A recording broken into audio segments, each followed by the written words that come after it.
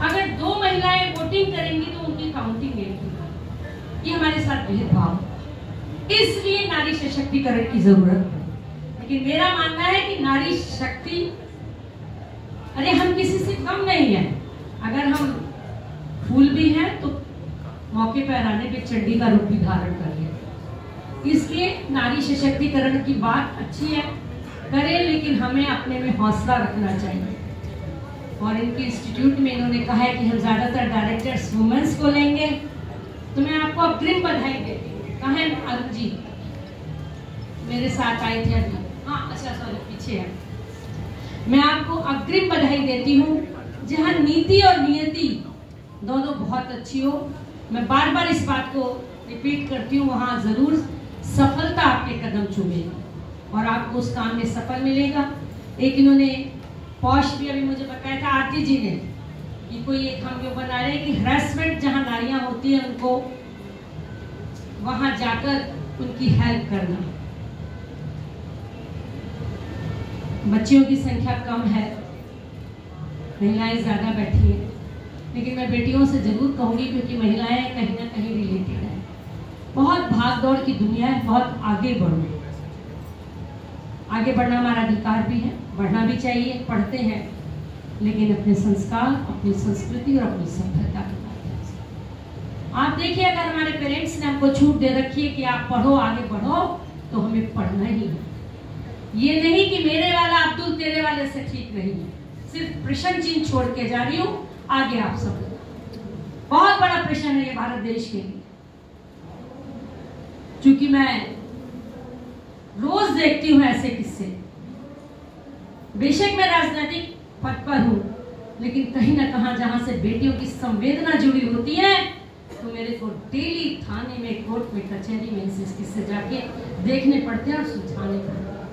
इसलिए संस्कार, जब जब महिलाओं ने संस्कार, सभ्यता और संस्कृति को छोड़ दिया है, पतन हो गया। बहुत कड़वा सच कह रही हूँ, बहुत जल्दी पाने की किसी चीज की होड़ नहीं करनी चाहिए।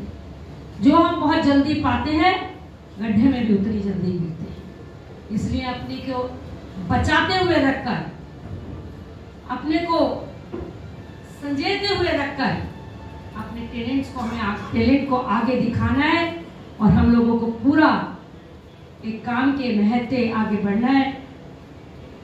आपको मैं जहां भी आपको लगे कि आपके इस इंस्टीट्यूट में मेरी आवश्यकता है, मैं कंधे से कंधा मिलाकर आपके साथ खड़ी हूँ। और जहाँ महिलाओं के बारे में बात होगी तो आप कभी भी मुझे याद कर लेना। मेरी कथनी और करनी में कोई अंतर नहीं। राजनीतिक मंच नहीं बनाना चाहती, राजनीतिक भाषा नहीं बोलना चाहती, लेकिन जो कहती हूँ वो करती हूँ। शुरू से, बचपन से बहुत ज्यादा झूठ नहीं बोलती, बहुत ज्यादा ख्वाहिश नहीं रखती, ना ख्वाहिश पालती, लेकिन जितना भी अगर कहा है तो उसको पूरा करना। मैं यही कहूंगी कि आज के इस मौके पर यही मेरा एक संदेश है कि महिलाएं बहुत आगे बढ़े।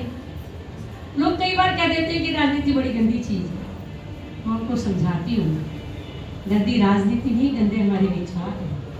राजनीति गंदी होती तो स्वर्गीय सुषमा स्वराज क्यों पैदा होती? सुषमा जी का राजनीति में आना क्यों होता? राजनीति गंदी होती तो मोदी योगी क्यों आते? आप नजरिया बदलिए, नजरिए से नजरिए को देखिए। हम ही लोग उसको गंदा बनाते हैं, हम ही लोग उसको गलत बनाते हैं। बस इन्हीं सब शब्दों के साथ बहुत सारी बातें हैं मन में कहने की, लेकिन बहुत सारी जगह भी जाना है और मैं इसलिए भी थोड़ी सी सुरक्षित और अपने को फ्री मान रही हूँ कि बहुत अच्छा मंच बैठा है। ये डिटेल से पॉइंट टू पॉइंट आप लोगों को समझाएंगे। मैं आप लोगों को पुनः अग्रिम बधाई देती हूँ। और एक चीज़ और कहूँगी, क्योंकि नारी वुमेन्स डे पे बोल रहे हैं, बहुत सच्ची बात कह रही, नारी ही नारी की दुश्मन होती है कि नहीं होती है? देखो पुरुषों के चेहरे पे हंसी आ रही है। मैं फैक्ट बता रही हूँ, चाहे बिजनेस में हो, चाहे एजुकेशन में हो, चाहे घर में हो, चाहे समाज में हो, चाहे संस्था में हो, चाहे इंस्टीट्यूट में हो, चाहे राजनीतिक में हो, चाहे धार्मिक में हो, चाहे सामाजिक में हो, नारी ही नारी की दुश्मन। कोई के घर के बड़े ससुर और उनको फुर्सत नहीं होती अपनी बहू की बुराई पड़ोस में करने की, नहीं नहीं, आप भी सास बनेंगी, हंसिए नहीं, हंसिए नहीं। और एक चीज और बहुत जाके कह के आ रही हूँ, हम भारत की बेटियां हैं, भारत की नारी हैं। शादी के बाद, चूंकि मैं बहुत अनुभव उतार चढ़ाव देखे हैं, शादी के बाद ससुराल ही आपका मायका है। जिस दिन लड़की ये आप जाइए मायके, क्योंकि उस घर में आप 25 से 30 साल 20 साल पली बड़ी है। भगवान ना करे कोई, ये कहीं किसी किताब में नहीं लिखा होगा, मैं अपना तजुर्बा बता रही हूँ। भगवान ना करे कि हमारे मायके में पेके में कोई दुख होए, आप जाइए शरीक होइए, लेकिन गुजारा आपको ससुराल से। जिस ससुराल में लड़की की इज्जत होती है, मायके वाले भी वही आपकी इज्जत करते हैं।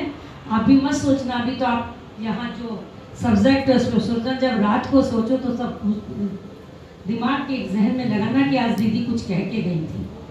बहुत इंटरफेयर मत करने दो, आप लोग स्टेप लेती हो। घर मैंने बहुत उजड़ते बिखरते देखे हैं, इसलिए मैं कहूँगी ये भी एक सशक्तिकरण का पॉइंट है। अपनी बुद्धि से समझो, अपनी बुद्धि से देखो। डेली माँ के फोन आने दो, तुझे तेरी सास ने दूध दिया। अरे जब सास को दे दिया, सास दूध देगी या नहीं देगी? तू बादाम खाती है नहीं खाती है? तुमने अपने घर खिला दिया, आगे ससुराल वालों का फर्ज है। इस तरह की कहावतों को दूर कर दो। बहुत कड़वा सच और बड़ी सरल भाषा में कह के जा रही हूँ। खुद आप अपने घर को, अपने समाज को, अपने देश को, अपने प्रदेश को आप एक अच्छी संस्था दे सकेंगे, एक अच्छे विचार दे सकेंगे, क्योंकि आपसे 2 पद्धति बनती है, बेटी का भी और सस्तेदायक है।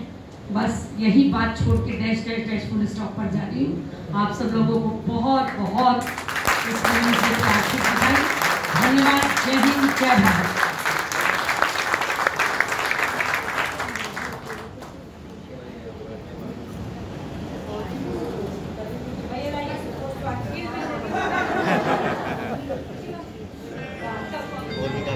She is a dreamer, she is a believer, she is an achiever, and she is a doer, and that is she.